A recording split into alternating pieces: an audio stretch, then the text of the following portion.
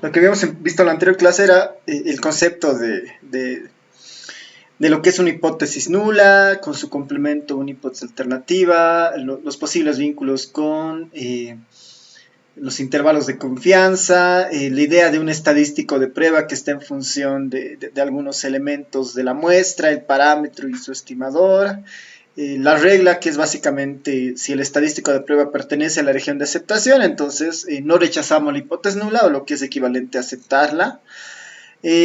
O también si el estadístico de prueba no pertenece, bueno, a la región de aceptación, es decir, pertenece a las regiones de rechazo, por lo tanto podemos rechazar la hipótesis nula, ¿no? Esa es una primera relación. Normalmente cuando trabajamos con hipótesis alternativas distinto de, digamos, ¿no? El parámetro es distinto acá, por decir. Solamente bueno, tenemos dos regiones de rechazo normalmente, ¿no? A la izquierda y a la derecha. Este tipo de hipótesis alternativas son hipótesis de dos colas, ¿no? Pensando que hay dos regiones de rechazo.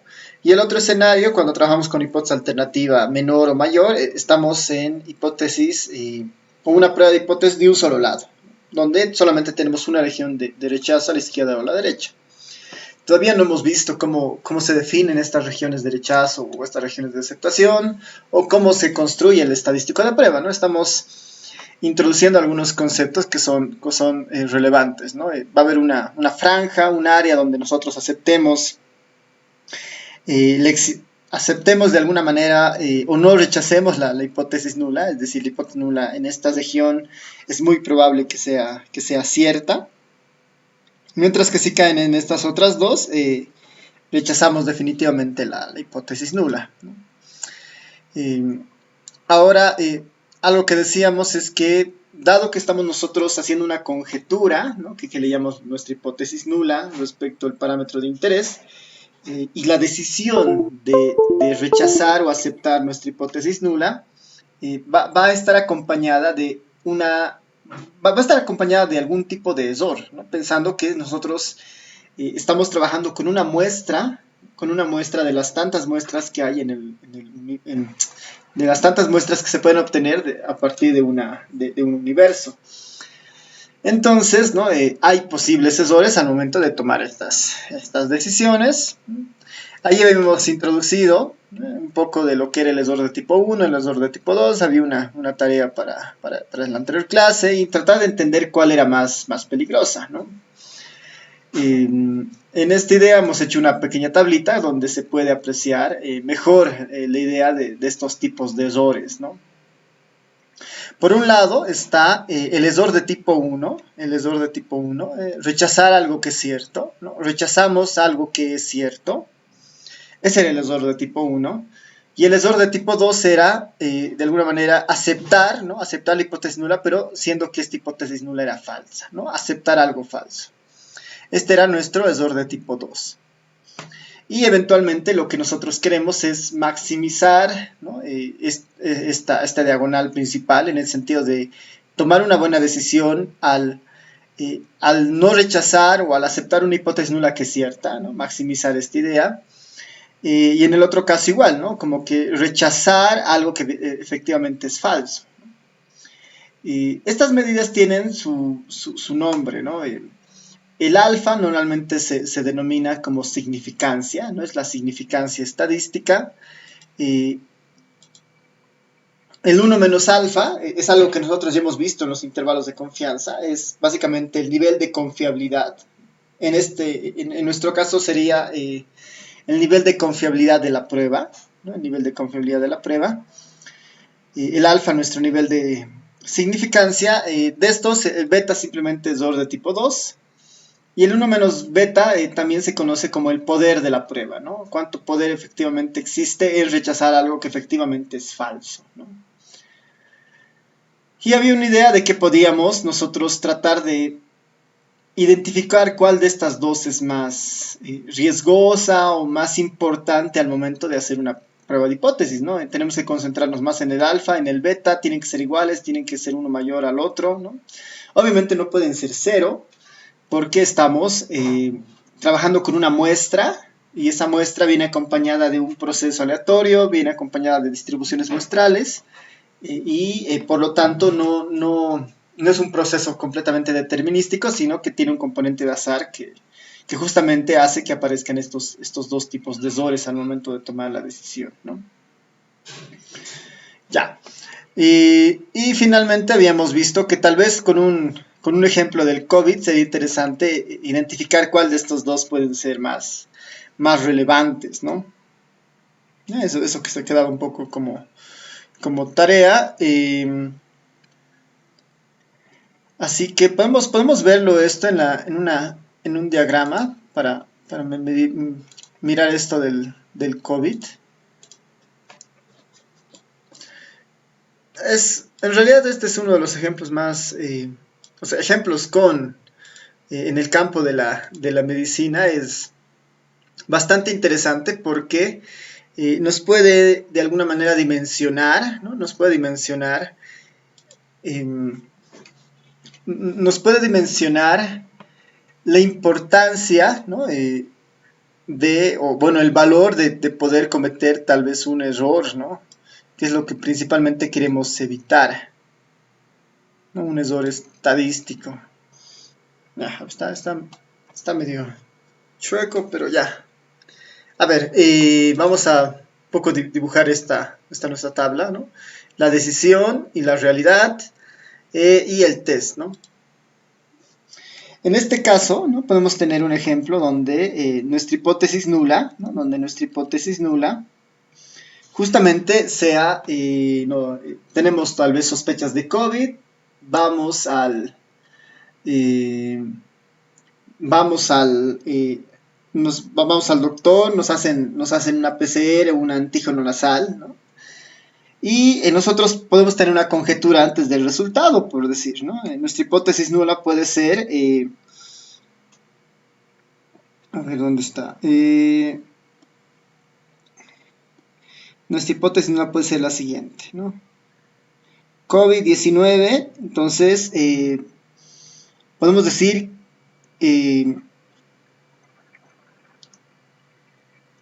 que tenemos COVID-19, digamos, ¿no? Nuestra hipótesis nula puede ser COVID-19 positivo, por decir, ¿no? O sea, efectivamente tenemos COVID-19, esa puede ser nuestra conjetura, ¿no? ¿Será que tengo, será que no tengo COVID? Y en acá aparecerá una decisión, ¿no? Aparecerá una decisión basada, ¿no? En la prueba que yo me haga, ¿no? Basada principalmente en el test, ¿no? En los test que hay de COVID, por ejemplo, donde con ciertos niveles, ¿no? Nos pueden decir finalmente que si esta persona se encuentra con COVID, ¿no? Se encuentra con COVID, o esta persona se encuentra sin COVID, ¿no? El test nos va a decir efectivamente eso, ¿no? Con COVID o sin COVID. El PCR o el antígeno nasal nos va a decir uno de estos dos resultados. Por el otro lado está lo efectivo, ¿no? Lo real. ¿Qué es lo real? Que efectivamente tenemos COVID, ¿no? Estamos con COVID. Y en algo, o estamos sin COVID, ¿no? O estamos sin COVID. Finalmente esos son los escenarios en la realidad, digamos, ¿no? Normalmente esto nosotros no lo observamos tan directamente, ¿no? Antes de desarrollar los síntomas, si quieren, sino que es un aspecto completamente relacionado a la naturaleza de nuestro cuerpo y nosotros tratamos de aproximar a este posible suceso mediante la realización de un test de COVID, ¿no? Entonces, ¿no? Si el test, ¿no? Si el test de COVID nos dice usted tiene COVID, ¿no? Y efectivamente tenía COVID, entonces está todo bien, ¿no? Está todo bien. Ahí no hay muchos problemas. Si el test me dice usted no tiene COVID, ¿no? No tiene COVID, sin COVID, y efectivamente no tenemos COVID, también está bien, ¿no? Ambos casos son escenarios buenos, digamos, ¿no? A ver, este es el equivalente a aceptar la hipótesis nula, ¿no? O lo que es equivalente a no rechazar la hipótesis nula, no rechazamos la idea de que tengamos COVID. Este es el equivalente de rechazar la hipótesis nula. Este es el equivalente de que la hipótesis nula es cierta. Y este es el equivalente a que la hipótesis nula es falsa, ¿no? Es falsa. Los problemas van a estar en estos dos cuadrantes, ¿no? Si finalmente el test nos dice usted no tiene COVID, ¿no? Usted no tiene COVID, pero efectivamente tenemos COVID, aquí hay un problema, ¿no? Pero efectivamente usted tiene COVID, entonces aquí hay un problema.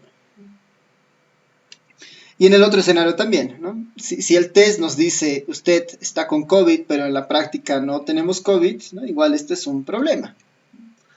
Este es un problema. A ver, para ustedes, ¿cuál es el error de tipo 1 en estos cuadrantes? ¿No? Lo voy a enumerar. Este va a ser nuestro cuadrante 1, nuestro cuadrante 2, nuestro cuadrante 3 y nuestro cuadrante 4. ¿Cuál es el error de tipo 1 en este ejemplo?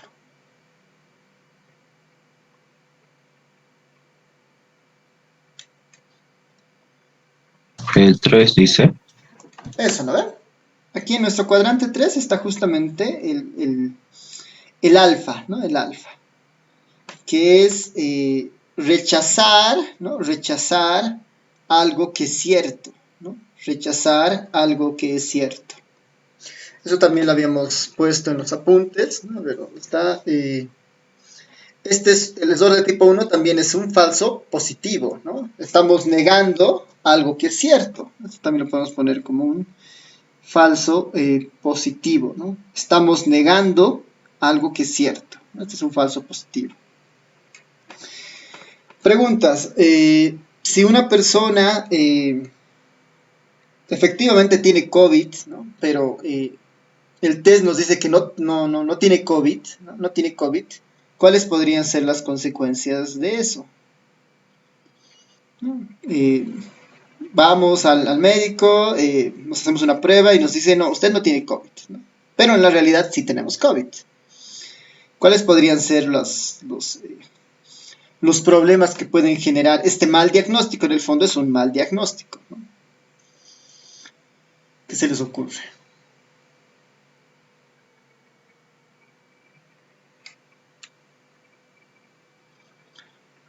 Pensemos que en lo más leve, ¿no? En lo más leve puede ser un foco de contagio, digamos, ¿no? Puede ser un foco de contagio. ¿No? En el escenario más leve puede ser un foco de contagio, tal vez es asintomático, no tiene muchos síntomas, pero efectivamente tiene COVID, entonces puede contagiar a las demás personas, ¿no?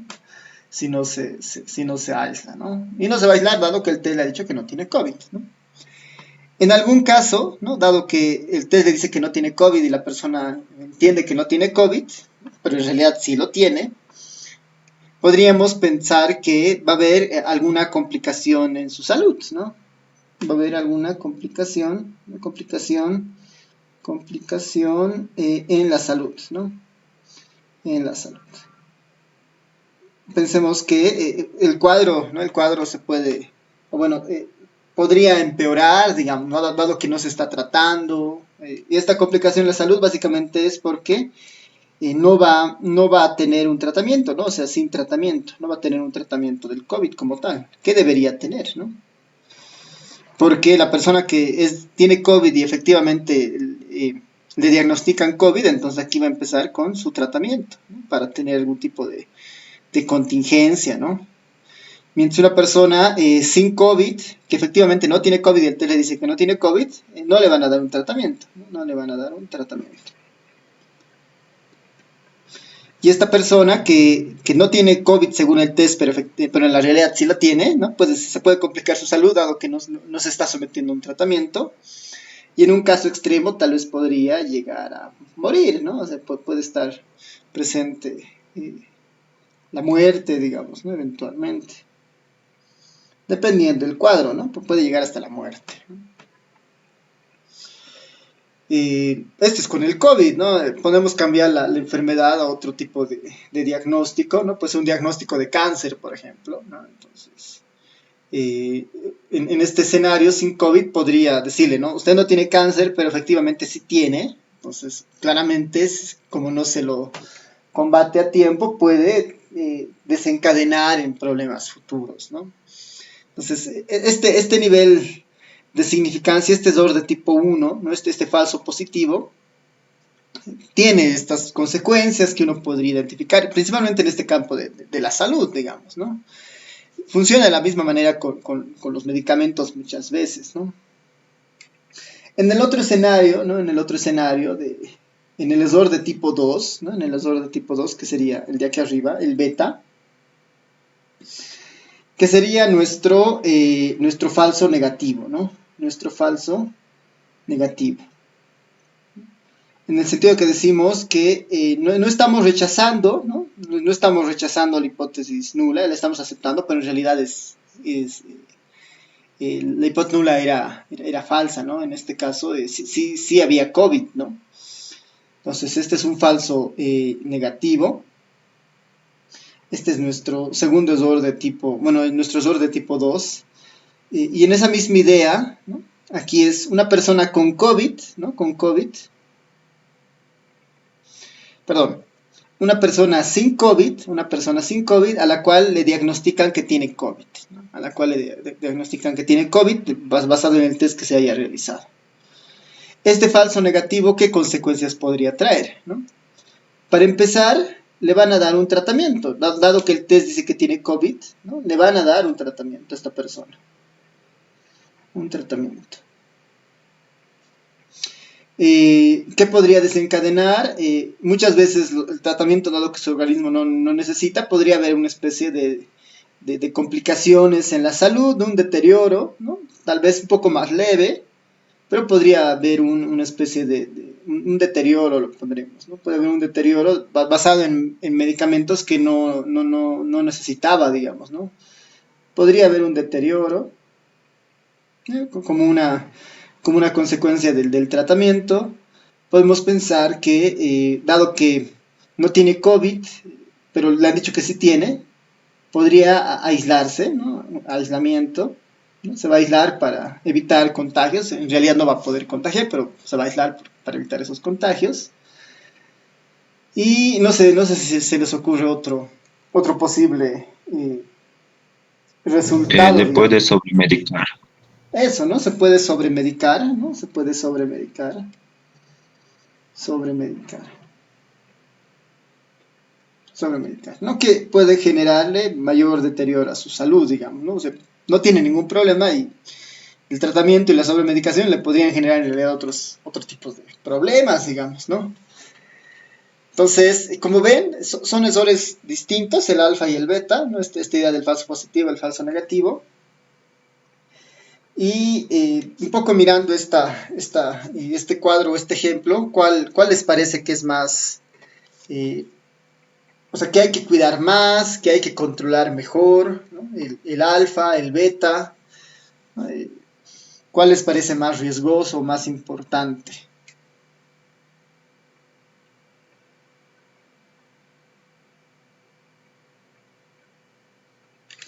¿Qué dicen?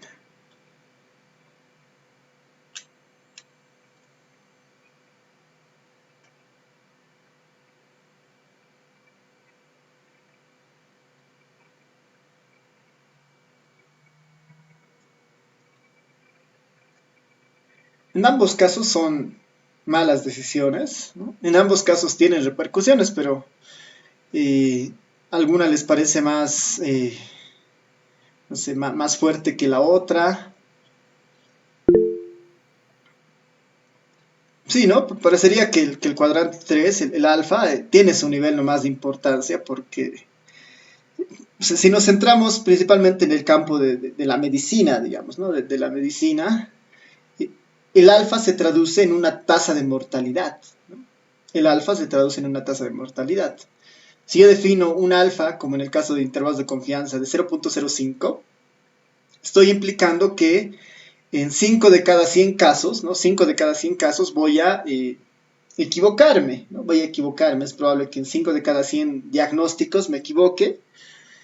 y esos 5 casos pueden llegar a morir, digamos, ¿no? 5 de cada 100 es una cifra muy, muy alta, ¿no? 5% de mortalidad por un mal diagnóstico, ¿no? Eh, entonces, el alfa tiene nomás su nivel de importancia.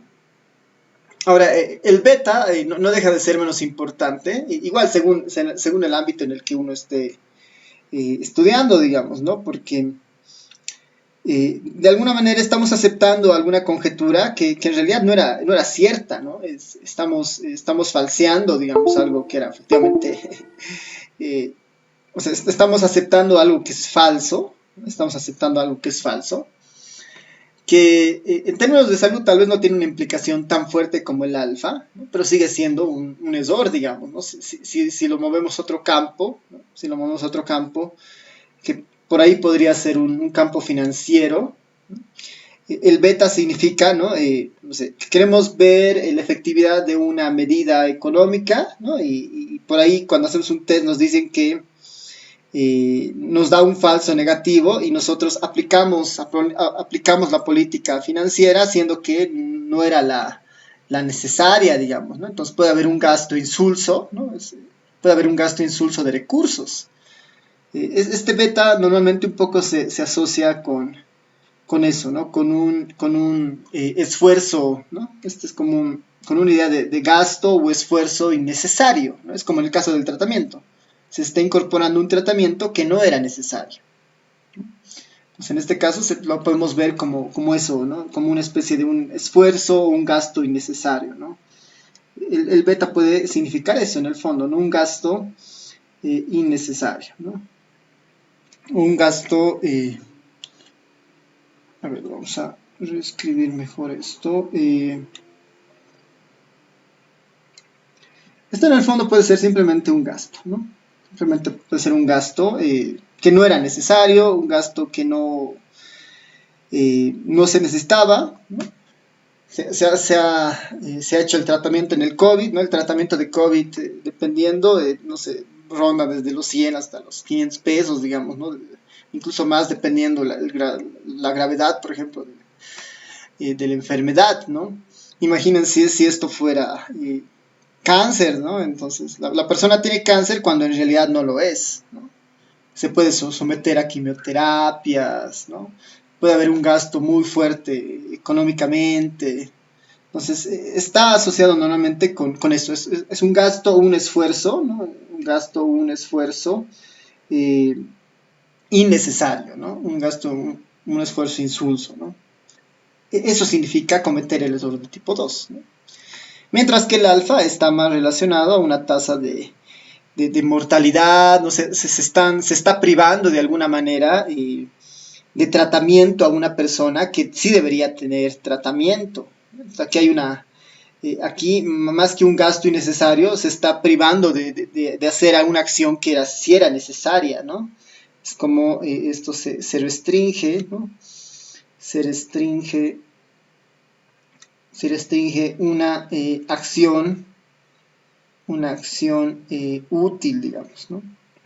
Era necesario que se trate, pero al llegar a este tipo de error o tomar esta decisión, se está restringiendo algo que era sumamente necesario, ¿no? Algo necesario, ¿no? Útil o, vamos a poner ahí necesario, ¿no? Necesario y en acá innecesario, digamos, ¿no? Innecesario, ¿no? Entonces, están los componentes, si nos movemos en el campo económico, salud, eh, que puede tener sus repercusiones. A veces, por ejemplo, como una hipótesis, se plantea que un determinado fertilizante, ¿no? Genera tales niveles de volúmenes de producción, digamos, ¿no? En el campo agropecuario, y haciendo la verificación, por ahí podemos cometer estos dos errores. Entonces podría repercutir en reducir, ¿no? La producción efectiva y eventualmente en pérdidas económicas para el productor, ¿no? Entonces, estos dos tipos de errores son bien importantes, ¿no? Ya, entonces, no sé si tienen consultas, preguntas hasta esta parte.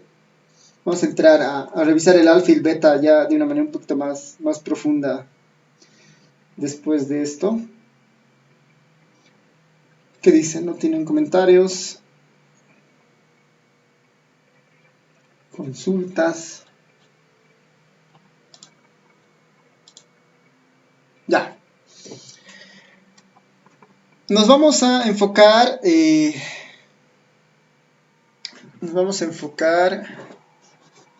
Ya, a ver, tal vez voy a aprovechar la tabla que está acá. Normalmente, ¿no? Hay valores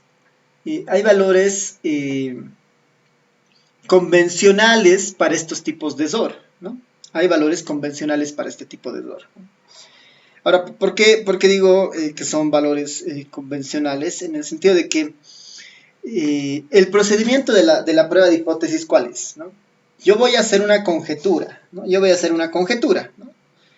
No sé, si me siento mal, siento que tengo COVID, ¿será que tengo COVID? ¿No? Empiezo a hacer mi conjetura.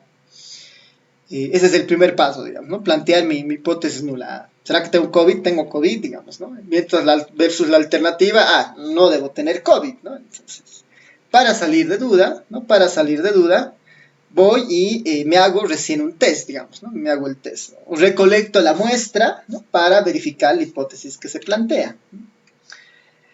Entonces, normalmente lo que nosotros vamos a hacer hacia adelante es eso, ¿no? Se plantea una hipótesis, ¿no? Sobre los parámetros que hemos estudiado, ¿no? ¿Será que, no sé, creo que tienen elecciones de director de casera muy pronto en su casera, ¿no? Entonces uno podría plantearse, ¿no? ¿Será que el candidato X eh, llegará a tener el 70% de los votos, digamos, ¿no? Empieza a hacer una conjetura y la respuesta inmediata debería ser, bueno, para responder a esa conjetura, dado que no puedo preguntarle a todos los estudiantes de informática, haré una muestra, ¿no? Obtendré una muestra aleatoria y ahí, al momento de definir el tamaño de muestra, para mi encuesta, yo puedo de alguna manera definir el nivel de error que yo voy a asumir para el alfa y para el beta.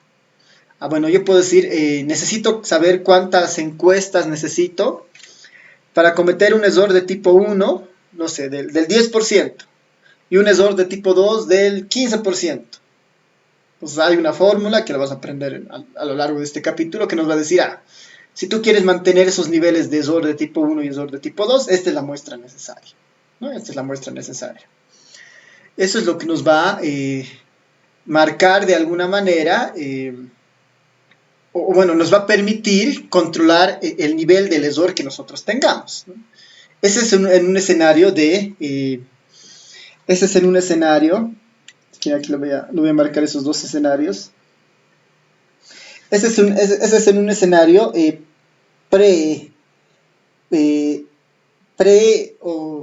está bien, es un escenario previo, digamos, ¿no? En un escenario pre-encuesta, si quieren, ¿no? Hago la conjetura, entonces defino alfa, defino beta, y en base a eso yo calculo el tamaño de muestra necesario para el error de tipo 1 y el error de tipo 2, ¿no? Eso es lo ideal, digamos, ¿no? Planificar siempre antes de hacer todo el estudio y tener una idea de cuánta muestra se necesita. Ese es el escenario ideal. Sin embargo, ¿no? En muchos estudios no siempre estamos en la planificación de un estudio, ¿no?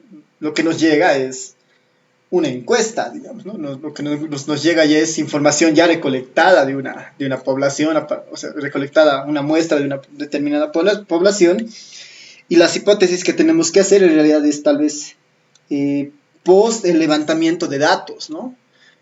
No sabemos muy bien con qué criterio han levantado, no sé, tal cantidad de encuestas, pero al menos por decir, sabemos que es una encuesta aleatoria, digamos, ¿no? Que es un principio básico para utilizar todo lo que estamos haciendo. Si fuera el escenario post, ¿no? De alguna manera yo ya tengo el n, ¿no? Ya me han dado el valor del tamaño de muestra porque ya sé cuántas se han recolectado. Entonces, si fuera en ese escenario post, yo tengo el valor de n.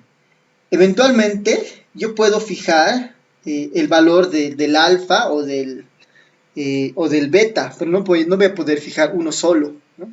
Si yo estoy en este escenario post, si yo fijo el valor de alfa, ¿no? Yo quiero tener un error de tipo 1, eso va a repercutir en el error de tipo 2 que yo tenga, ¿no? Y viceversa, si yo fijo un beta, ¿no? Un beta del 15%, yo no voy a tener control del alfa, ¿no? El alfa va a venir dado por, de alguna manera, va a venir dado por el comportamiento de los datos o de la recolección, ¿no? Por eso siempre es ideal, ¿no? Estar en la etapa previa, la de planificación de un estudio, porque ahí yo voy a poder controlar el tamaño de estos errores, ¿no? Y eso me va a arrojar un tamaño de muestra necesario, ¿no? Pero si yo estoy en el otro escenario donde ya tengo una encuesta recolectada y me piden analizar, y yo voy a tener que fijar algún tipo de los errores, sacrificando al otro, digamos, ¿no? Esperando que se comporte bien, pensando en la muestra, ¿no? Entonces, esos son este primer escenario es ideal, ¿no? En un proceso de planificación, pero casi siempre se da esta parte post, digamos, ¿no? Ustedes pueden encontrarse en la vida profesional en cualquiera de las dos situaciones, ¿no? Una etapa de planificación donde van a tener la oportunidad de definir N de tal manera que no, de tal manera que cumpla las expectativas de los asesores que quieran, o van a estar en un escenario donde ya tienen una base de datos que estudiar y van a tener que, bueno, pues, condicionarse al valor que tienen y no van a tener control sobre alguno de los asesores, ¿no? Uno van a poder controlarlo porque van a ver que están finalmente estos dos tipos de asesores relacionados, ¿no? Ya. Entonces, con esa idea vamos a ver más profundamente estos tipos de SOR. Vamos a empezar con el ESOR de tipo 1, ¿no? Vamos a estudiar y tratar de entender el ESOR de tipo 1. Y para esto vale la pena tener como un supuesto, ¿no? Vamos a suponer, ¿no? Vamos a suponer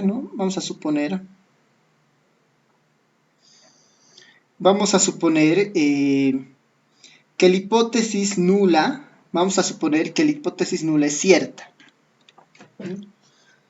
Vamos a suponer que la hipótesis nula es cierta. ¿Por qué pongo esto? Porque el error de tipo 1 aparece cuando la hipótesis nula es cierta, ¿no? El error de tipo 1 aparece cuando la hipótesis nula es cierta. Entonces vamos a empezar con ese supuesto. Vamos a suponer que la hipótesis nula es cierta. Lo segundo, vamos a introducir ya una hipótesis basada en alguna medida convencional que nosotros conocemos, ¿no? Vamos a suponer que nuestra hipótesis nula es respecto al promedio, ¿no? El promedio, ¿no? El promedio de una población, ¿no? El promedio de algún grupo es igual a K. Voy a decir, el promedio es igual a K.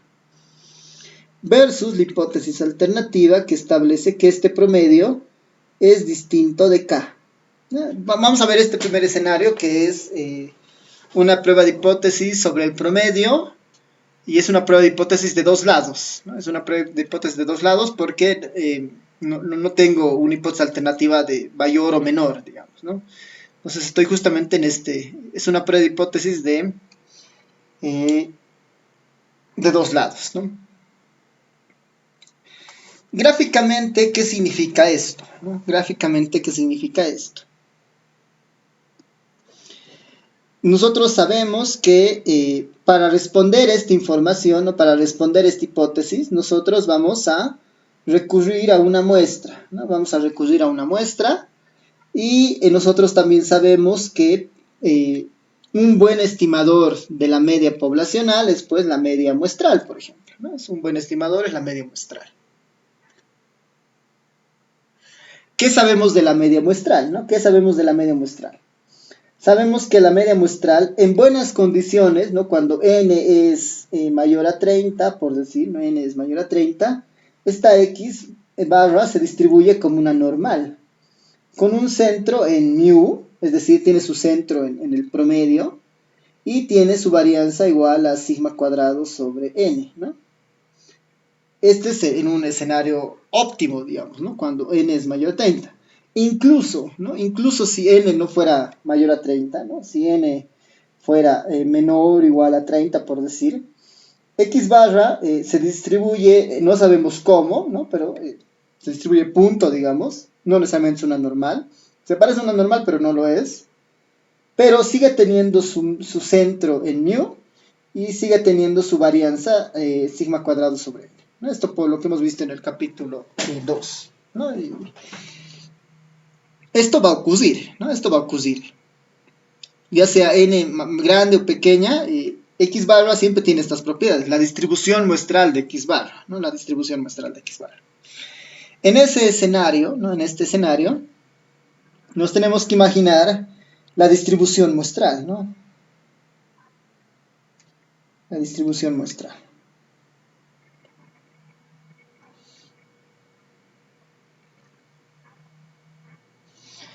¿No? Esta es la distribución muestral de la media, ¿no? Este es el estimador de la media muestral.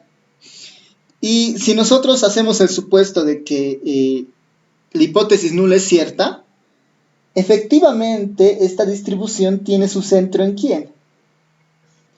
En mu, que a la vez es este valor de k que estamos planteando en la hipótesis nula.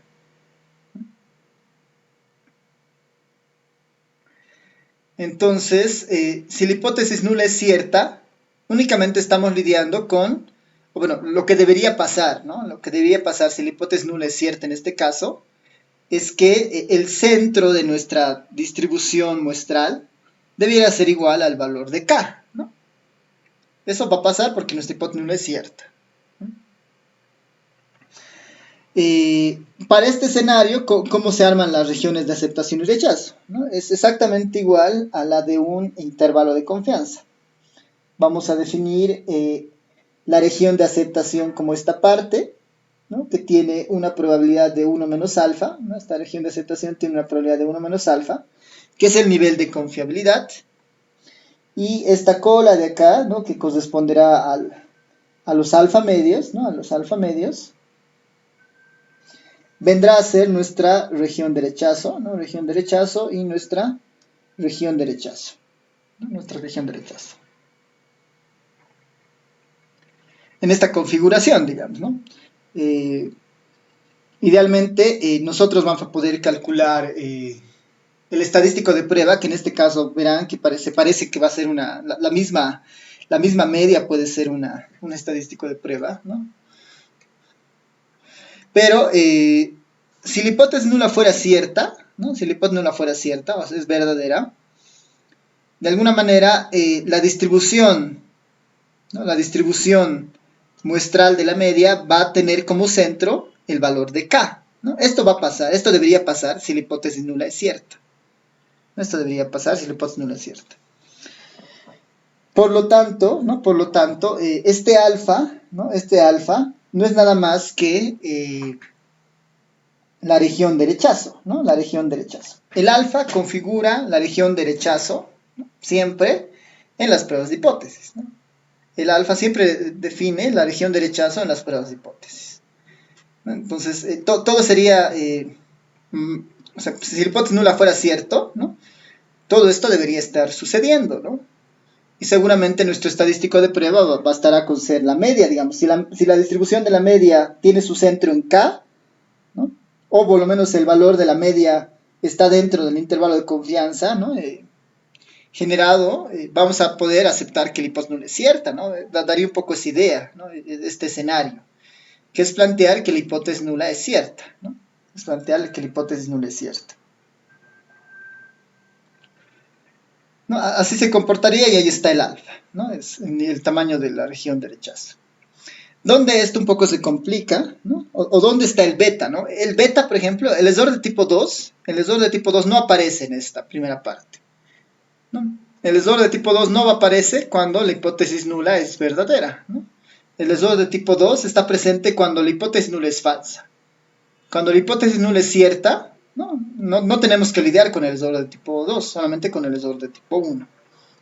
¿No? Solamente con el error de tipo 1, que en este caso es, el alfa nos va a decir el tamaño de la región de rechazo, ¿no? Si queremos tener una región de rechazo mucho más pequeña, bueno, pues al alfa lo podremos poner en un valor mucho más pequeño. ¿Cuáles son los valores convencionales del alfa? ¿No? Son similares a los valores que hemos visto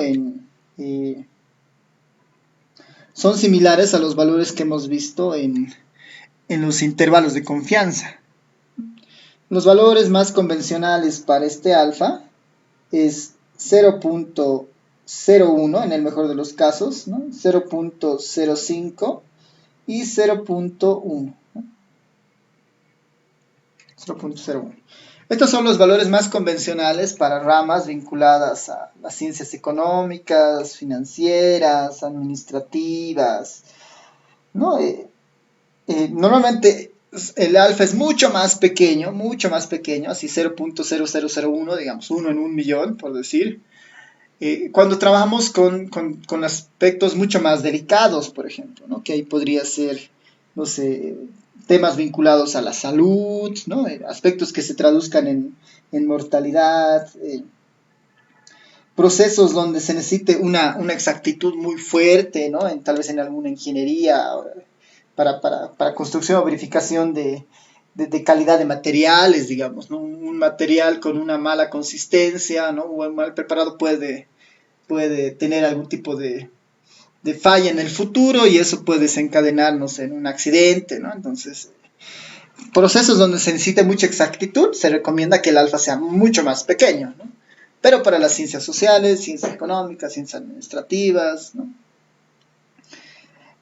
Cuando no está en vínculo directamente tal vez una vida, digamos, a nuestra decisión, estos valores son los más convencionales, ¿no? Con preferencia este 0.05 y este 0.0, bueno, principalmente el 0.05, es lo más común, digamos, ¿no? Como cuando hacíamos intervalos de confianza, los intervalos de confianza más comunes eran los intervalos al 95% de confiabilidad, ¿no? Ya. Este es el alfa, ¿no? El esdor de tipo 1. Ahora, ¿qué pasa cuando vemos el esdor de tipo 2? ¿No? Vamos a suponer que la hipótesis nula ahora es falsa, ¿no? Vamos a suponer que la hipótesis nula es falsa. Seguimos teniendo la misma hipótesis, mu es igual a k, pero ahora, ¿no? La hipótesis nula es falsa, por si acaso, ¿no? Es una información que normalmente no vamos a conocer, ¿no? Pero ahora vamos a tratar de analizar teóricamente cómo, o sea, qué nos dice la información en estos casos. Y aquí podemos, ¿no? Dado que sabemos que la hipótesis nula es falsa, ¿no? Imaginemos que la hipótesis nula es falsa, es decir, esto es falso, ¿no? Esto no es cierto. Entonces, ¿no? Como hipótesis alternativa, ¿no? Dado que no es falso, perdón, dado que la hipótesis nula es falsa, dado que esta relación es falsa, nosotros esta idea de distinto de k lo puedo reescribir de esta forma, ¿no? En realidad el mu debe ser igual a k más una constante, más algo, ¿no? O sea, si no es igual a k, ¿no? El promedio tiene que tener algún valor. Entonces, ese valor tiene que ser más grande o más pequeño que k, ¿no?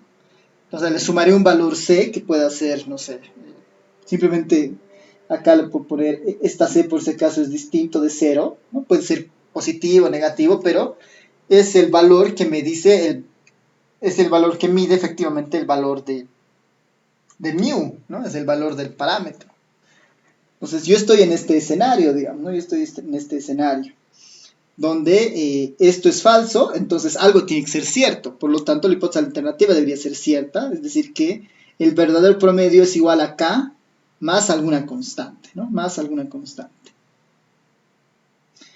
Igual, ¿no? Esta hipótesis se prueba con una muestra, imaginemos que estamos trabajando con la media, entonces el estimador de la media es el correcto, ¿no? ¿Qué es lo que nosotros estamos planteando en este caso, ¿no? A ver, lo voy a dibujar acá. ¿Qué cambia, digamos, ¿no? con lo anterior? ¿Qué plantea la hipótesis nula? Dice, mi hipótesis nula es que mu es igual a k, ¿no? Mi hipótesis nula plantea que mu es igual a k. Si eso fuera cierto, ¿no? Si eso fuera cierto, que según esto no lo es, ¿no? Pero imaginemos que fuera cierto, debería suceder algo como en el caso del alfa, ¿no? Yo debería poder construir la distribución muestral de la media de tal forma que el centro de esta distribución, ¿no? El centro de esta distribución sea igual a K, ¿no? Sea igual a K. Si mi hipótesis nula es cierta, esto debería suceder, ¿no? Esto debería suceder. Que la distribución de la media muestral tenga como centro el valor de K. ¿No? Que cuando nosotros agarremos la muestra, ya sea mayor a 30, menor a 30, y no sé, por decir si es mayor a 30, asumamos que es igual a una normal.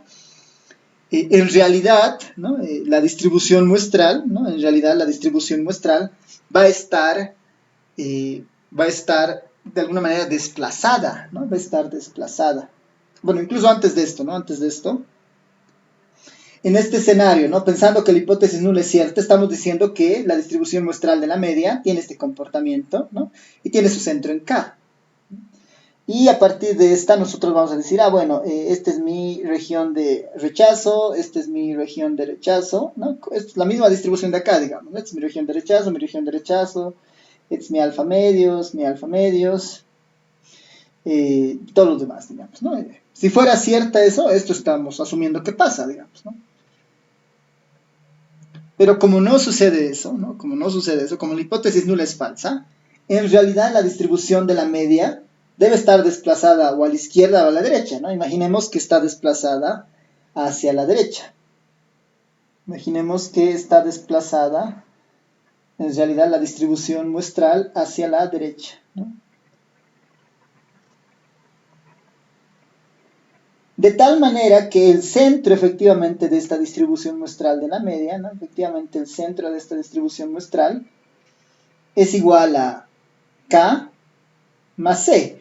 Y este es efectivamente la distribución muestral de la media, ¿no? La correcta. ¿Por qué? Porque tiene su centro en el promedio, ¿no? En el promedio poblacional, en el valor del parámetro, ¿no? Esta es la distribución real, digamos, de mi media muestral, ¿no? Que efectivamente va a tener su centro en el promedio. ¿Por qué? Por propiedades que hemos visto de la distribución muestral de la media, que tiene su centro en el promedio. Que tiene su centro en el promedio. En esta idea, ¿no? En esta idea, el C, por ejemplo, este cociente C, es la distancia de este centro a este centro, ¿no? Ese es el valor de C, ¿no? Ese es el valor de... Este es el valor de C, ¿no? De la distancia que me falta, digamos, ¿no? Lo que me estoy equivocando respecto de K, ¿no?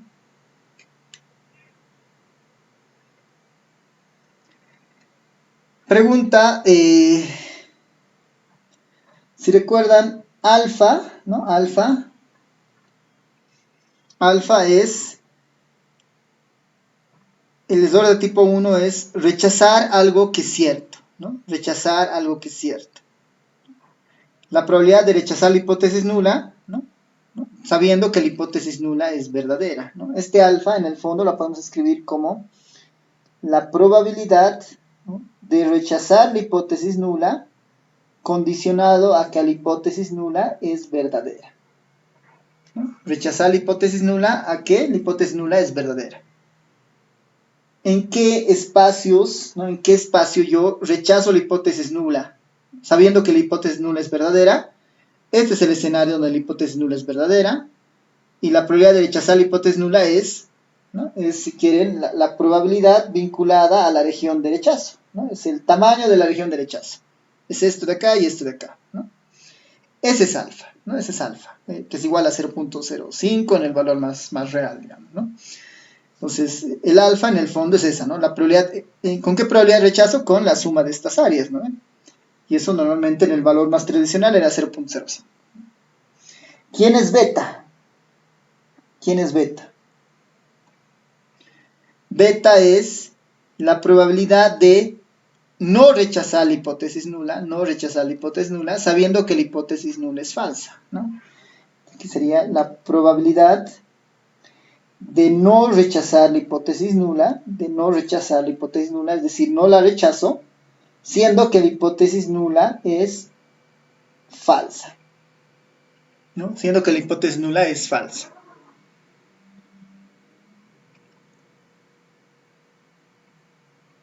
Aquí está un poquito más difícil, ¿no? Que aquí se podía ver claramente, ¿no? Claramente, aquí se podía ver claramente el, quién era alfa, digamos, ¿no? Quién era la región de rechazo, ¿no? Porque alfa finalmente es la región de rechazo. Mientras, ¿no? Mientras que en el caso de beta, ¿no? Mientras que en el caso de beta, en esta gráfica, ¿dónde estará esta probabilidad, ¿no? Porque la probabilidad de rechazar la hipótesis nula, dado que la hipótesis nula es falsa, estamos aquí en el escenario de que la hipótesis nula es falsa, es la verdadera distribución de la distribución que yo supongo que tiene. ¿Dónde estará el beta, ¿no? ¿Cuál será el área del beta en este caso? Donde, o acá lo voy a reescribir, ¿no? Esto igual podría verse como la probabilidad de aceptar la hipótesis nula, digamos, ¿no? No rechazar la hipótesis nula es equivalente a aceptar, eh, dado que la hipótesis nula es falsa, ¿no? Esto sería igual a que. Solo como comentario, ¿no? Antes de seguir, eh, en la jerga estadística, lo correcto siempre es no rechazar la hipótesis nula, ¿no? Este de aceptar la hipótesis nula siempre así entre comillas, porque aceptar la hipótesis nula parece algo muy concreto, digamos, muy determinístico, ¿no? Como estamos detrás de un componente aleatorio por las distribuciones muestrales que se generan en el fondo, digamos, entonces no podemos tener esa certeza de aceptar algo, ¿no? Pero lo que sí podemos tener la certeza es de no rechazar esta posibilidad, digamos, este dice no rechazamos esta posibilidad, capaz que es cierto, ¿no? Aceptar en términos estadísticos, o sea, suena algo muy fuerte, como decir que esto es cierto, es completamente cierto.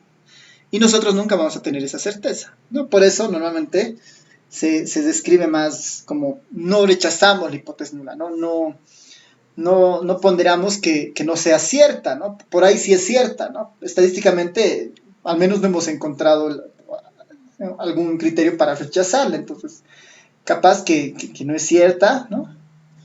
Capaz que sea cierta, pero no podemos afirmarlo porque no tenemos certeza completa, ¿no? Y el aceptar a veces suena como una certeza completa, ¿no? Pues por eso es mejor siempre mantener esta idea de no rechazar la hipótesis nula más que aceptar, ¿no? Pues lo pongo entre comillas. Ya, nuevamente, dado que la hipótesis nula es falsa, ¿no? En este diagrama, ¿dónde estará el ESOR de tipo 2, ¿no? ¿Qué área será el beta, ¿no? Finalmente, como estamos trabajando en un ejemplo, el beta es una probabilidad, digamos, ¿no? El beta en el fondo es una probabilidad.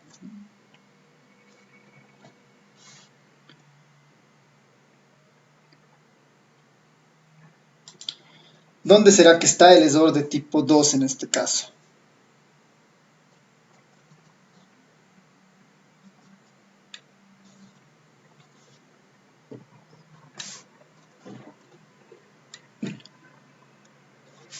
A ver, esto lo vamos a poner con verde. Ya. ¿Dónde está el ESOR de tipo 2, no? Siendo que la hipótesis nula es falsa, esta es la distribución correcta, ¿no ven? Esta es la distribución correcta. ¿En qué parte de esta distribución, ¿no? ¿En qué área de esta distribución aceptamos la hipótesis nula, ¿no? O no rechazamos la hipótesis nula? ¿En qué parte de la distribución correcta rechazamos, ¿no? Perdón, no rechazamos la hipótesis nula? O aceptamos si quieren, ¿no? Este es como ¿dónde aceptamos la hipótesis nula? En la región de aceptación, ¿no ven? En la región de aceptación. Entonces, el beta finalmente es esto, ¿no? Es el área, ¿no? Es el área que está dentro de la región de aceptación de nuestra hipótesis nula con la intersección de la distribución correcta, de la distribución real de la media muestral en este caso. Este de acá, este pedazo es el beta, ¿no? Este pedazo de acá es el beta.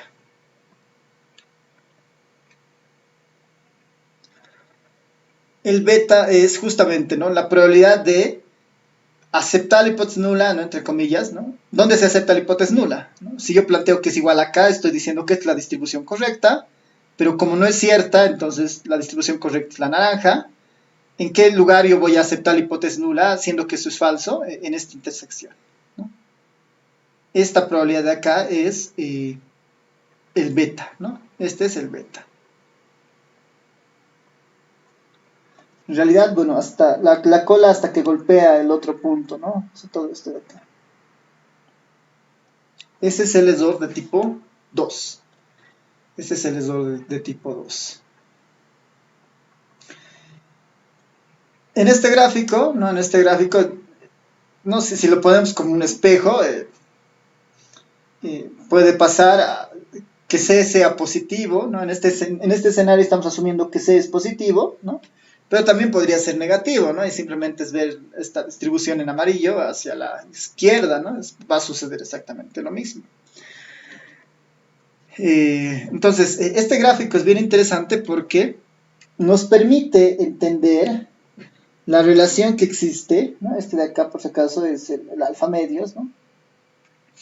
Esta figura nos permite comprender el rol que juega, ¿no? Este gráfico nos permite comprender el rol que juega o la relación que existe entre el error de tipo 1 y el error de tipo 2. Para empezar, si nosotros reducimos el error de tipo 1, el alfa, ¿no? Por decirlo, lo pondríamos aquí, a esta línea. En el fondo, si bajamos el error de tipo 1, el error de tipo 2 va a crecer, ¿no? El error de tipo 2 va a crecer.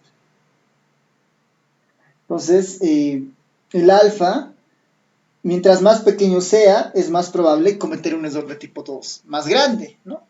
Si el tamaño de muestra es fijo, ¿no? Si el tamaño de muestra es fijo.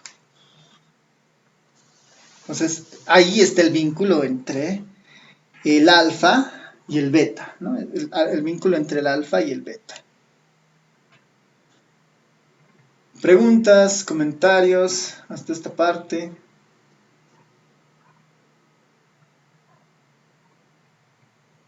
¿Todo bien? ¿Se entiende?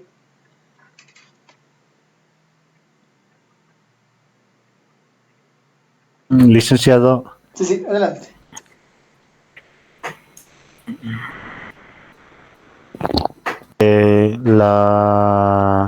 la hipótesis nula puede ser una afirmación negativa, digamos, como en el ejemplo anterior, podría ser no se tiene COVID, digamos, Ah, o siempre ya. tiene que ser Ya, sí, sí. afirmativo. El ejemplo anterior estaba más vinculado a esta idea. Ahora, en nuestro caso, en todos los estimadores que vamos a ver, en realidad, ¿no? En realidad, la hipótesis nula establece un proceso de igualdad, digamos, ¿no? ¿No? Igual a K, digamos, ¿no? Para todos nuestros casos hacia adelante, ¿no? La idea de la hipótesis nula es que es equivalente a un valor, ¿no? Igual a K, ¿no?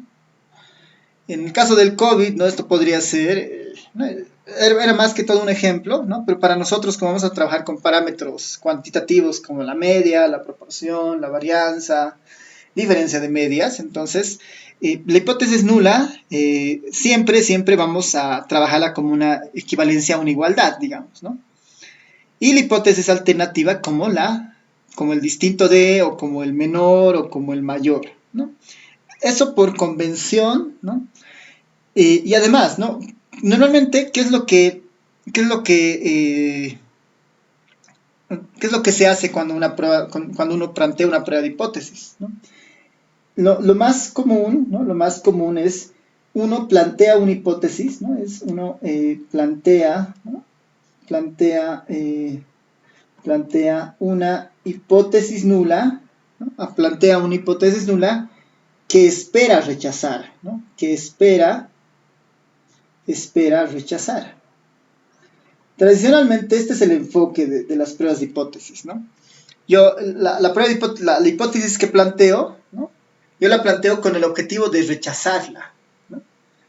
¿Por qué se hace esto? Porque el hecho de rechazar la hipótesis nula abre la posibilidad de que la hipótesis alternativa sea la correcta, ¿no? Entonces es como, yo quiero rechazar esto y validar que efectivamente mi hipótesis nula es correcta. En este escenario, yo por decir, ¿no? Yo quiero rechazar la idea de que el promedio sea este, sino quiero mostrar que efectivamente no es ese promedio, ¿no? Mi objetivo es mostrar que no es este promedio. Entonces, mi objetivo es rechazar la hipótesis nula, ¿no? Planteamos hipótesis nula que queremos rechazar, por decir, ¿no? Ese es un poco lo más lo convencional en lo que se ha desarrollado las pruebas de hipótesis en los textos a lo largo del desarrollo de esta parte, que normalmente la hipótesis nula es la que uno busca rechazar, ¿no? La que uno busca rechazar. Por ejemplo, cuando se trabajan con regresiones, ¿no? Han debido ver ustedes, creo que en alguna vez me han comentado que veían regresiones, ¿no? Y es igual a beta 0 más beta 1, x más epsilon, digamos, ¿no? Que es una regresión cualquiera. En este escenario, una regresión simple, en este escenario, por ejemplo, este beta 0 y este beta 1 son los parámetros, digamos, mi tita 1 y mi tita 2, ¿no? Cuando se hace prueba de hipótesis, ¿no? Normalmente uno hace, quiero calcular la probabilidad de que, o bueno, la hipótesis nula que se hace en este caso es, mi hipótesis nula es que este beta 1 es igual a 0, ¿no? Si yo rechazo esta hipótesis, ¿no? Si yo rechazo esta hipótesis estadísticamente, estoy diciendo que este beta tiene efectivamente el valor que se ha encontrado es el correcto, y hacer esto en regresiones significa que este beta está midiendo algún tipo de relación de X con el Y, por ejemplo, ¿no? La hipótesis que normalmente se trabajan en esos casos es la idea de rechazar esto. No quiero rechazar esta idea porque no me interesa que esto sea 0, porque si es 0, X no influye en nada. Pero si fuera beta 1 distinto de 0, en realidad estoy diciendo que X tiene algún tipo de importancia, ¿no? En este tipo de modelos de regresión. ¿No? Ahí se utiliza harto las pruebas de hipótesis en modelos de regresión. Bueno, y en nuestro caso, que es todavía univariante, ¿no? La idea es que la hipótesis nula siempre mantenga la igualdad, ¿no? La igualdad a algo. Y el rol de las hipótesis alternativas es pues tener una posición respecto si rechazamos la hipótesis nula que esperamos también se rechace, ¿no? Esa es justamente la idea. Y en este beta se habrán dado cuenta. Y el beta está muy, muy vinculado, ¿no? El beta tiene un rol muy importante únicamente cuando yo planteo una hipótesis alternativa específica, ¿no? Específica. Entonces, si yo voy a rechazar la hipótesis nula, por decir, ¿no? Si yo voy a rechazar esta hipótesis nula, significa que la alternativa tiene que ser la que está sucediendo. Entonces, si yo quiero calcular el valor del beta, tengo que darle algún candidato tengo que darle un candidato a la hipótesis alternativa, digamos, ¿no? Si digo que mu, por decir, es igual a 50 y rechazo esta idea, ¿no? Para verificar cuál es el tamaño del error de tipo 2 que estoy cometiendo, yo puedo decir, si he rechazado que es 50, ¿será que es 55? No, ahí estoy definiendo que c vale igual a 5. Con un c igual a 5 yo voy a poder calcular este beta, por decir. Entonces, para calcular el valor de beta en la práctica, ¿no?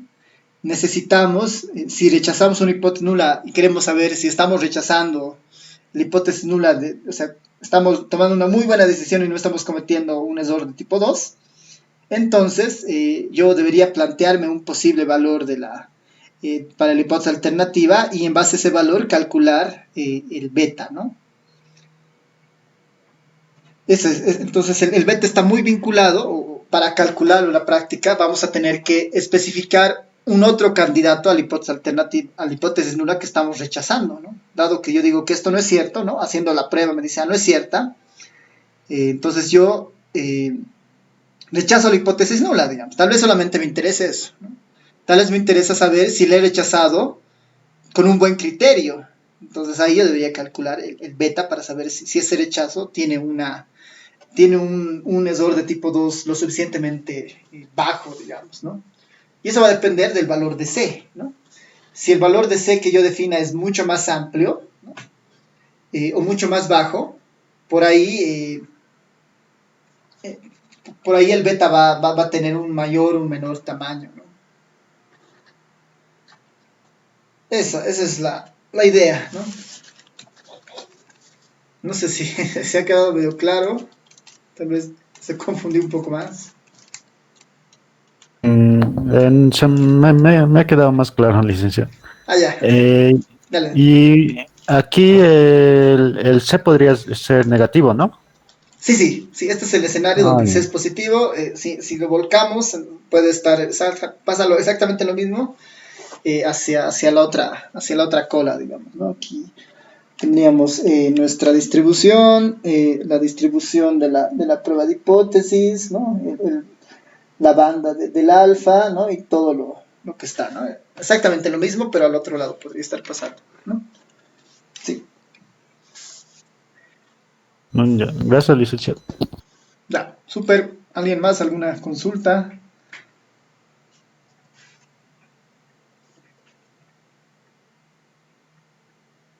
Ya.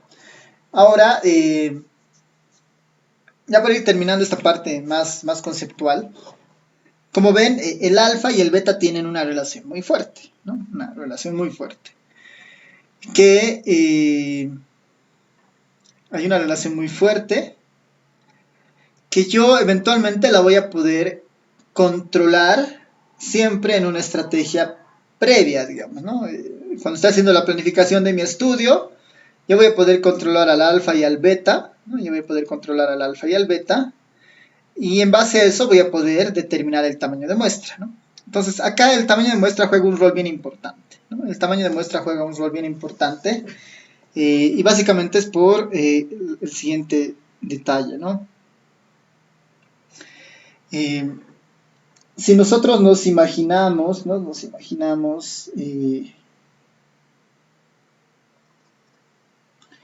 vamos a pensar en tres distribuciones. Tenemos tres distribuciones ahí, digamos, ¿no? Una con una muestra bien chiquita, 30, otra con una muestra, no sé, de 200, y otra con una muestra mucho más grande, por decir, de 1000, ¿no? Y estamos estudiando la media muestra, ¿no? Estamos estudiando la media muestra. Algo que va a pasar en nuestras tres distribuciones muestrales, ¿no? Eh, Nuestras tres distribuciones muestrales van a tener exactamente el mismo centro, siempre, ¿no? Por propiedades de la distribución muestral de la media. Su centro siempre va a ser igual a mu, ¿no? Su centro siempre va a ser igual a mu.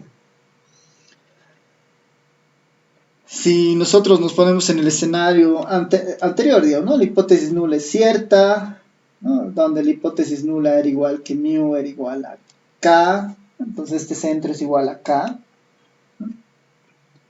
¿Cuál es el efecto del tamaño de muestra? ¿No? ¿Cuál es el efecto del tamaño de muestra?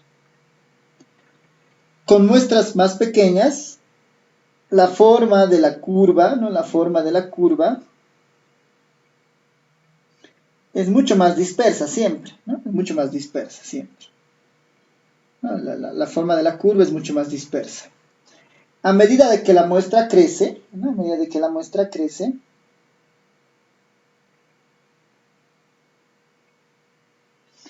la distribución de alguna manera se vuelve más compacta, ¿no? Se vuelve más compacta. ¿Alrededor de quién? Alrededor de su promedio, ¿no? Se vuelve más compacta alrededor de su promedio. Y cuando la muestra es mucho más grande, ¿no? En igual a 1000, ¿no? Ese nivel de compactación es mucho más preciso, ¿no? Es mucho más preciso.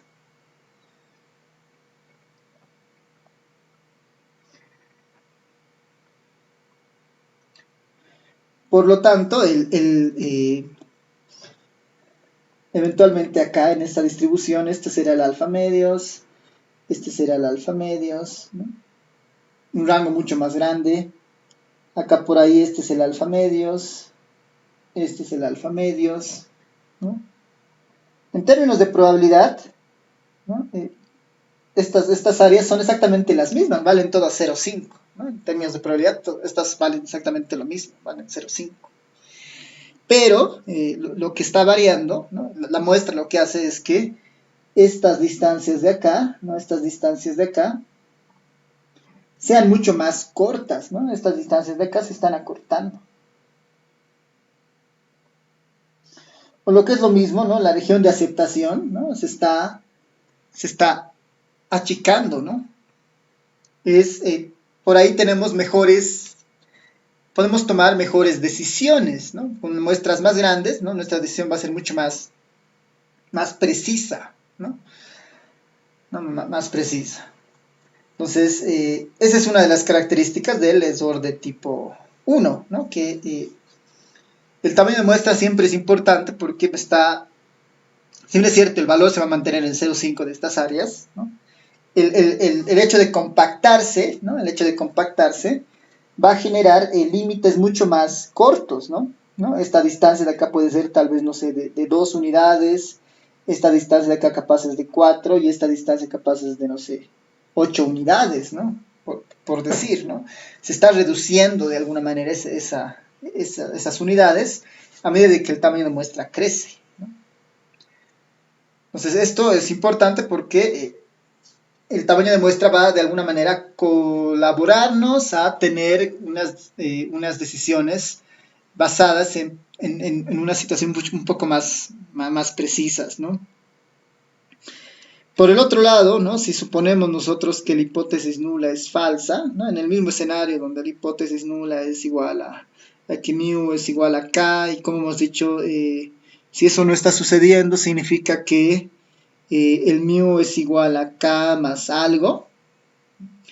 En este escenario va a suceder algo similar, ¿no? En este escenario va a suceder algo similar.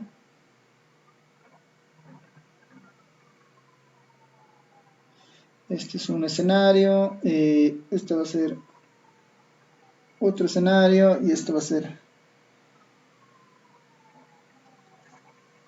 otro escenario, ¿no? Aquí, ¿qué estamos diciendo? ¿No? Que para empezar, la hipótesis nula dice que es igual a K, el centro es igual a K, ¿no? Digamos que este es el valor, mejor acá. Este es el valor de K, digamos, ¿no? Aquí se encuentra el valor de K, ¿no? Aquí se encuentra el valor de K. Entonces yo estoy planteando que,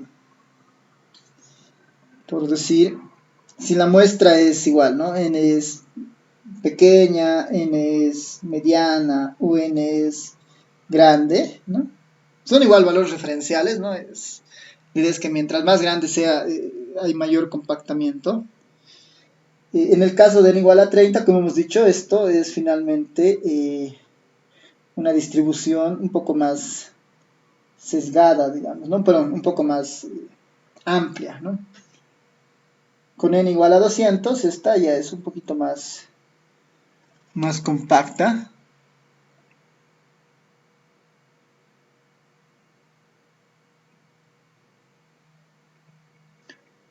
Es un poco más compacta.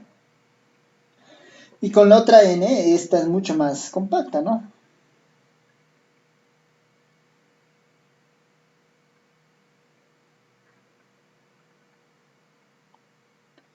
Mucho más compacta. Sobre esta se va a tomar la decisión seguramente, ¿no? Aquí va a estar nuestro alfa medios, aquí va a estar nuestro alfa medios, aquí va a estar nuestro alfa medios, aquí va a estar nuestro alfa medios, aquí va a estar nuestro alfa medios y aquí va a estar nuestro alfa medios, ¿no?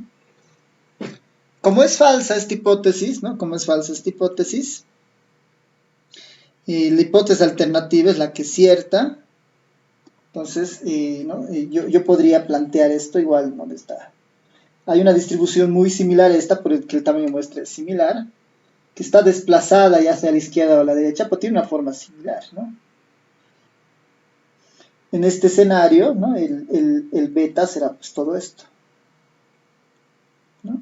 El beta será todo esto. tengo más muestra, ¿no? Tengo más muestra, entonces acá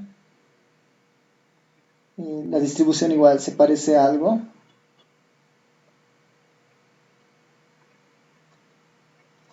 El beta, en este caso el esdero de tipo 2, será esta parte.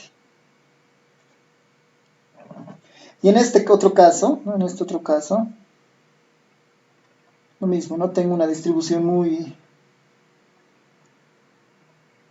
acotada. Y en este caso la distribución será igual a esta, ¿no?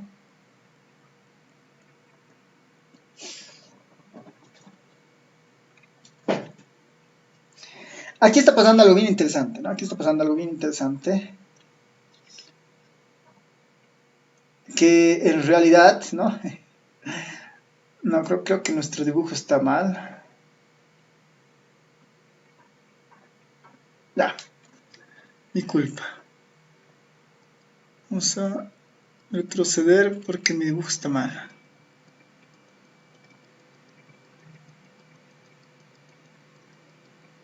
Las tres distribuciones tienen que tener el mismo tamaño. Es mi culpa. Ya, ahora sí. Si asumimos que el verdadero valor está, por decir, acá, ¿no? El verdadero valor está acá. Incluso, a ver, para que se vea mejor, la voy a alejar un poquito.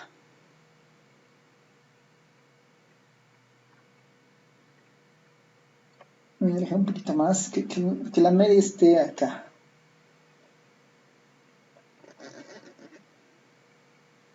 Si imaginemos que el verdadero valor de la media está acá,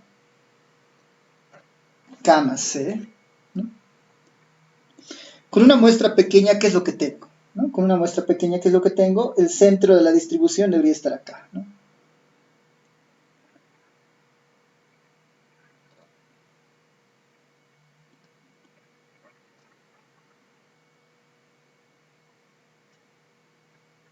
Ahora sí.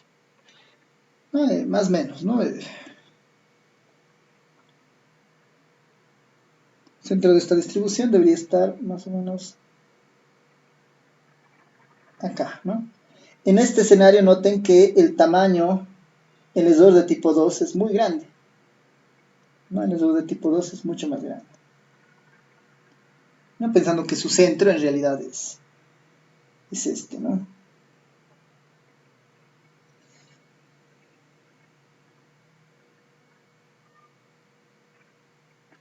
No está tan centrada mi distribución.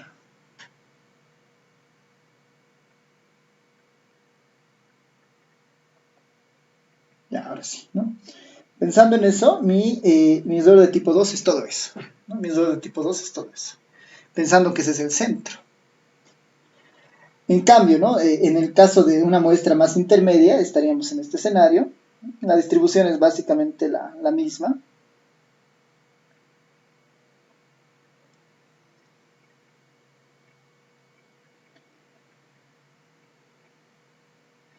Y el esdor de tipo 2 estaría un poco hacia acá, ¿no? Este es el esdor de tipo 2. Y en este otro caso,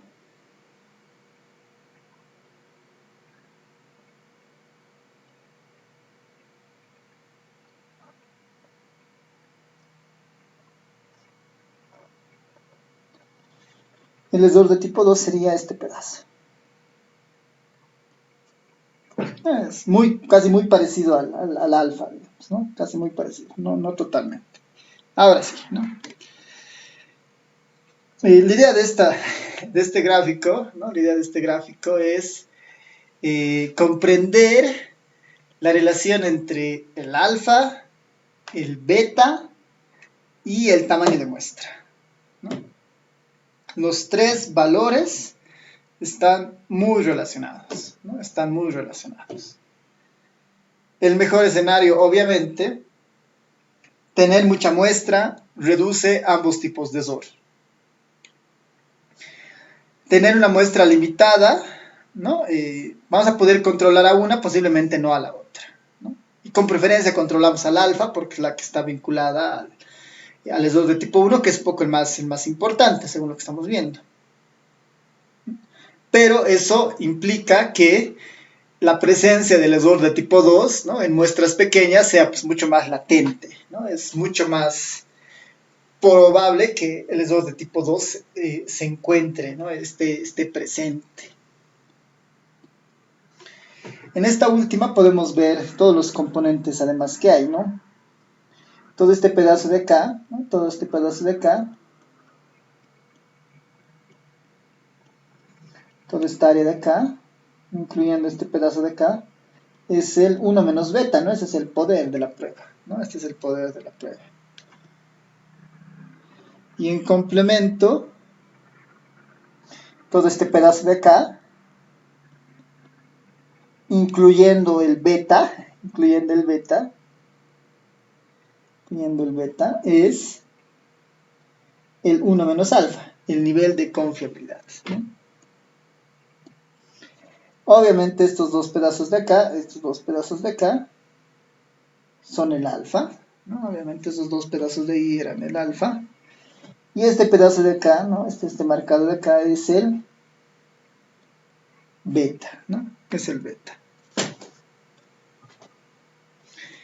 Queremos maximizar el 1 menos alfa y el 1 menos beta para que tanto el alfa y el beta sean lo más pequeños posibles. ¿Pueden ser cero el alfa y el beta? No, porque son probabilidades basadas en muestras que son aleatorias. Como las muestras son aleatorias, no tenemos certeza del valor del parámetro, ¿no? O sea, hacemos esta hipótesis porque nosotros no tenemos la menor idea de qué forma tendrá el parámetro de interés, ¿no? Si lo supiéramos, pues no haríamos todo esto, ¿no? No existiría. O sea, si siempre pudiéramos estudiar poblaciones completas, no hay necesidad de inferencia estadística, ¿no? Es como toda la materia de estadística 1 y 2, ¿no? Todo el contenido sería insulso, no tiene sentido, sí, siempre podemos estudiar poblaciones completas, ¿no? No es más que la estadística descriptiva es más que suficiente en esos casos. Pero como eso no es posible siempre, ¿no? Y no podemos estudiar poblaciones completas, sino que a través de muestras aparecen estos conceptos de distribuciones muestrales.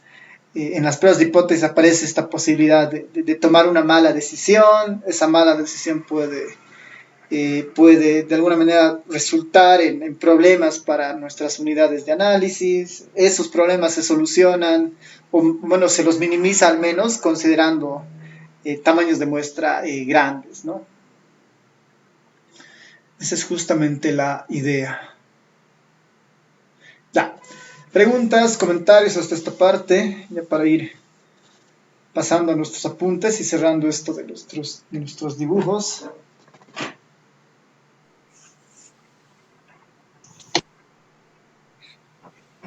Sí, licenciado, una pregunta. En la anterior clase usted decía que preguntaba em, cuál es más peligroso, cuál error es más peligroso. Y viendo el primer cuadro, así, de el cuadrante, ¿no?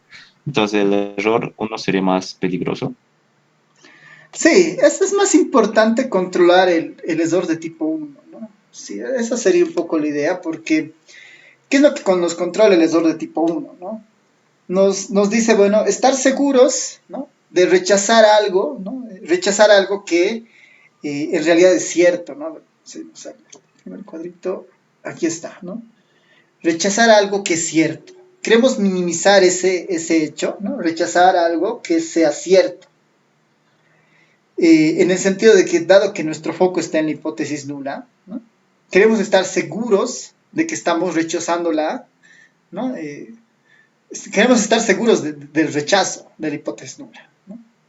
Por eso, dado que la hipótesis nula es nuestro foco, queremos estar seguros de ese rechazo. Normalmente en la mayoría de los textos, esa es un poco la idea, ¿no? Que el nivel de significancia es el más relevante por ese hecho, ¿no? De darle la suficiente importancia y seguridad a nuestra decisión de rechazarla, ¿no? De rechazarla. Por eso también el beta, como han visto, tal vez ahí no he completado una parte, ¿dónde estás? Aquí, ¿no? Decíamos que el alfa es 0,1, 0,5 y 0,1. En el caso del beta, si eso no lo hemos enunciado, en el caso del beta, los valores más convencionales, ¿no? Es un 0,2 y hasta un 0,1. No se recomiendan valores más pequeños. Valores más pequeños exigen o más muestra en una parte previa, ¿no? O van a ir de alguna manera deterioro del alfa, digamos. El alfa va a tener que ser más grande si queremos un beta más pequeño.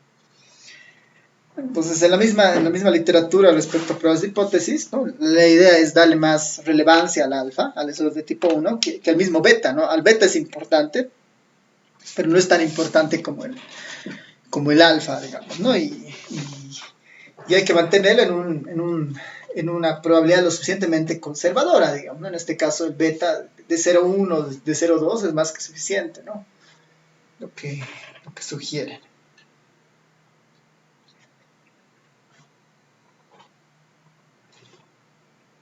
Super. Entonces, no sé si hay más preguntas, comentarios.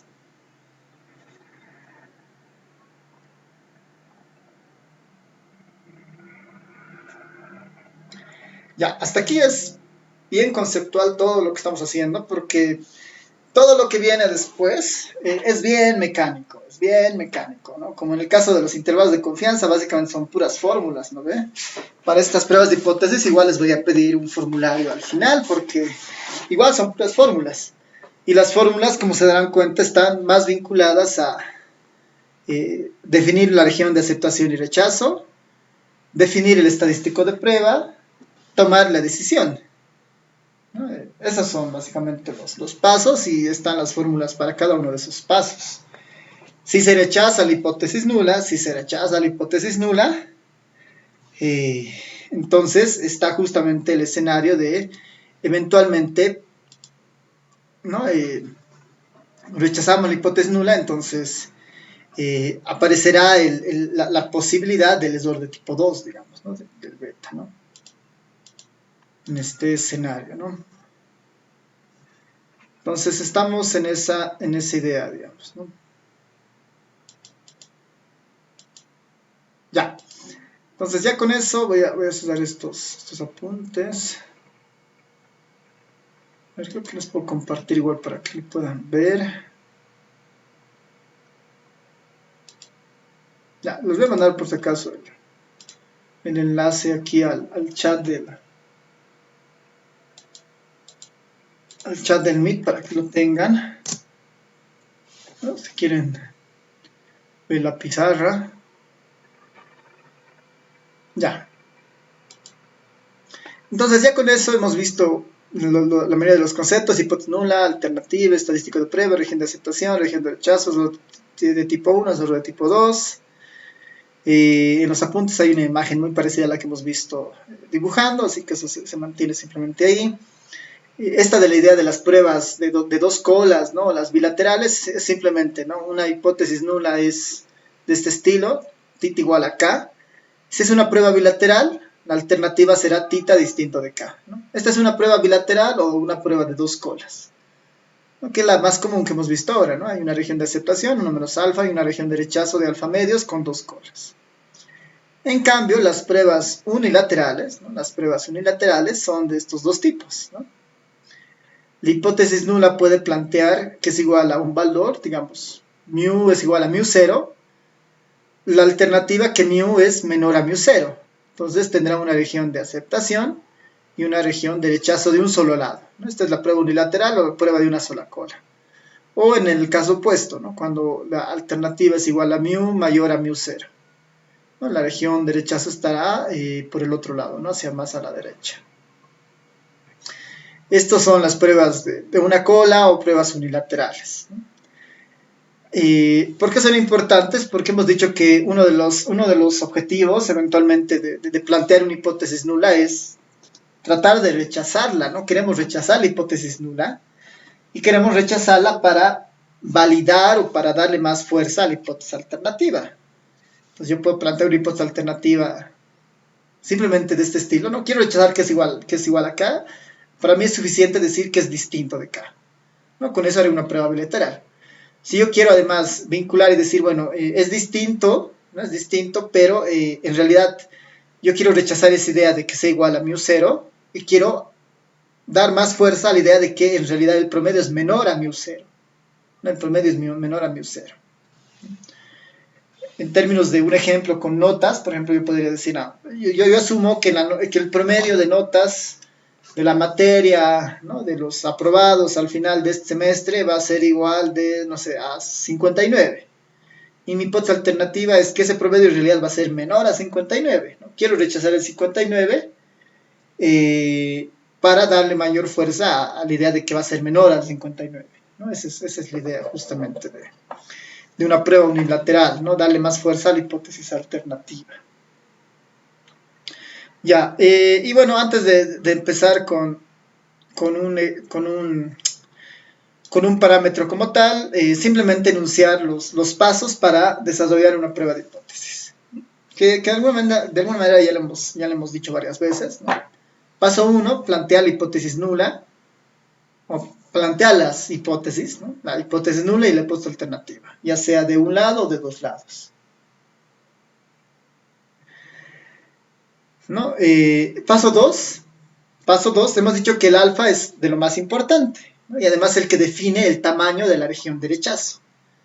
Como el alfa define el tamaño de la región de rechazo, en el paso 2 tenemos que establecer el nivel de significancia. Tenemos que establecer el nivel de alfa, el valor de alfa, ¿no? Es básicamente, vamos a definir el error de tipo 1 que estamos dispuestos a cometer. Como hemos dicho, normalmente estos valores son de 0.01, 0.5 o 0.05 o 0.1, ¿no? Los valores. Paso 3. Seleccionamos la muestra, ¿no? Seleccionar la muestra. Seleccionar y construir el estadístico de prueba, ¿no? Seleccionar en el sentido de que si estamos trabajando con el promedio, con la proporción, con la diferencia de medias, con la diferencia de varianza, con el cociente de varianzas o con la varianza, tendremos que elegir el estadístico de prueba correcto según el parámetro de interés. Y obviamente ese contraste lo hacemos a partir de la información de la muestra aleatoria, ¿no? El estadístico de prueba se arma utilizando la muestra aleatoria, ¿no? Seleccionada. Paso 4, muy sencillo, determinar la región de aceptación y rechazo.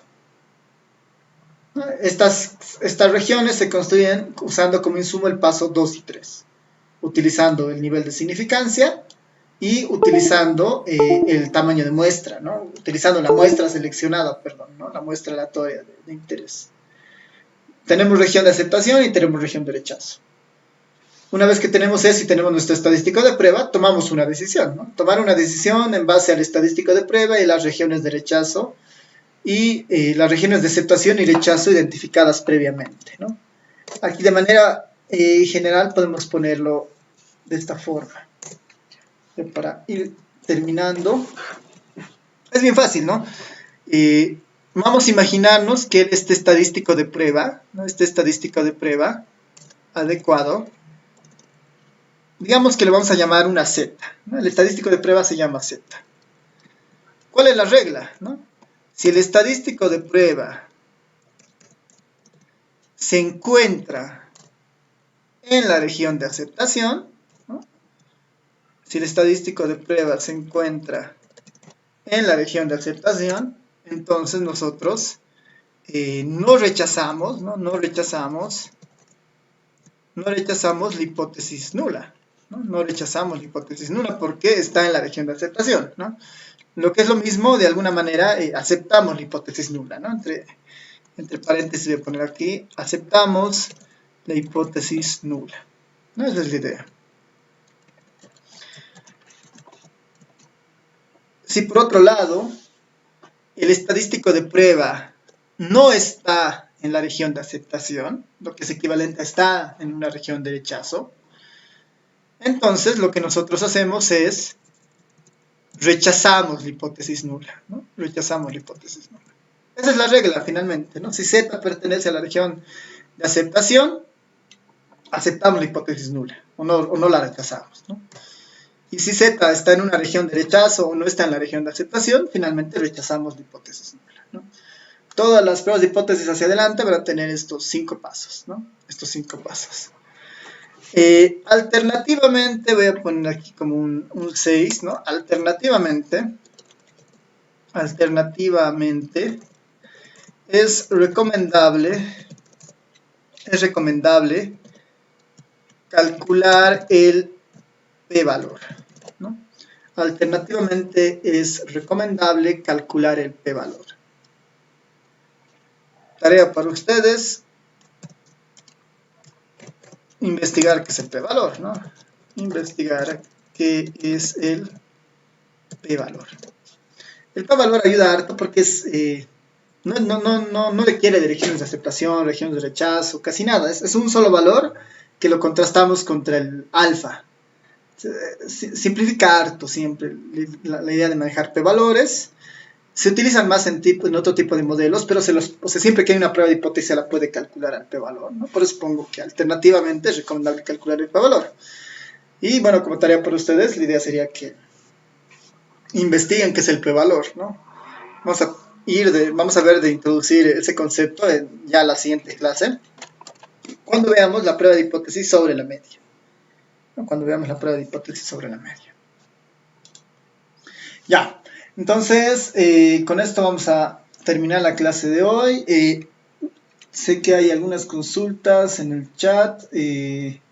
Luis Fernando pregunta cuándo es el segundo parcial. A ver,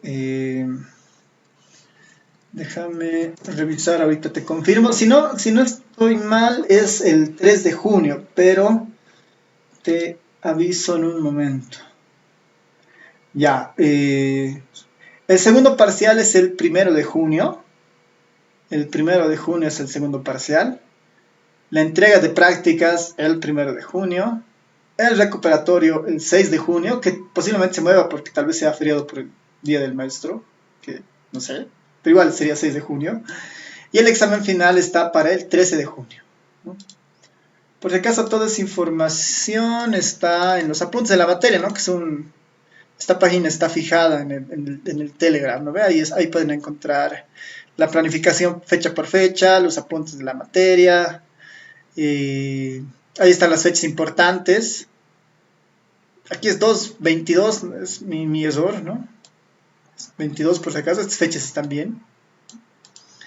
Y bueno, por si acaso igual ahí están las sesiones de avance en YouTube, digamos, ¿no? De las últimas, bueno, de todas las clases, salvo la de la anterior y la de hoy, ¿no? Que las voy a subir yo creo que el fin de semana, estas dos, ¿no? De hecho nos faltan esta cantidad de clases todavía, ¿no? Así el 13, ¿no? Debería ser nuestro examen final y después las demás son normalmente entregas de notas y todo eso, ¿no? Ya, después... Ya, José Luis dice que... perdón, Marcos, antes permiso en el Jamboard, ya. Para entrar al Jamboard que les he compartido deberían entrar con sus cuentas facultativas, ¿no? Porque el enlace está para las cuentas facultativas, para el FSPN. Con esa cuenta no deberían tener problema, ¿no? Y si por alguna razón tuvieran problemas, creo que les da la opción de, ¿no? Solicitar acceso y me va a llegar un correo y los puedo dar de alta, ¿no? Para que puedan ver. Pero mejor si utilizan su cuenta facultativa, ¿no? José Luis dice que el 1 de junio tienen elecciones de informática. Ya, ese puede ser un problema. Podemos ver, esperaremos a ver cómo va si se confirma esa fecha.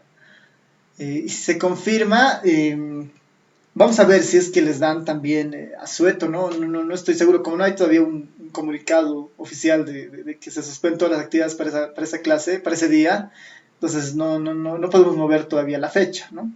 Pero si alguien averigua, ¿no? Y consigue esa información también no sé, de alguna norma, de algún comunicado de la carrera de suspender las actividades ese día, entonces suspendemos, ¿no? Pensando que estas fechas están establecidas desde el inicio del semestre, ¿no? Ya, entonces no sé si hay más comentarios, consultas. Vamos a tomar un vaso de agua. ¿Y por qué no lavarse las manos? Nadie. Ya, súper. Entonces vamos a terminar acá y nos estamos viendo el día lunes, ¿no? El día lunes. Ya. Nos vemos. Nos vemos. Chao a todos, a todas. Chao, chao. Hasta luego, dice. Chao, chao. Lice, disculpe, esa investigación que nos dio, ¿debemos guardarlo para nosotros o lo va a publicar en el Classroom para subirlo? ¿Cuál investigación? La que ¿Lo dijo que del nos... P-valor? Sí, sí, sí. Ah, no, eso es para ustedes. Eso es Ya para está bien. ustedes. Sí, sí, es para Ya, ustedes. No, no es gracias, una Lice. tarea por nota, pues más que para que ustedes busquen. Sí, listo. Nos vemos. Chao, chao. Ya, hasta luego, Lice. Listo, chao, chao.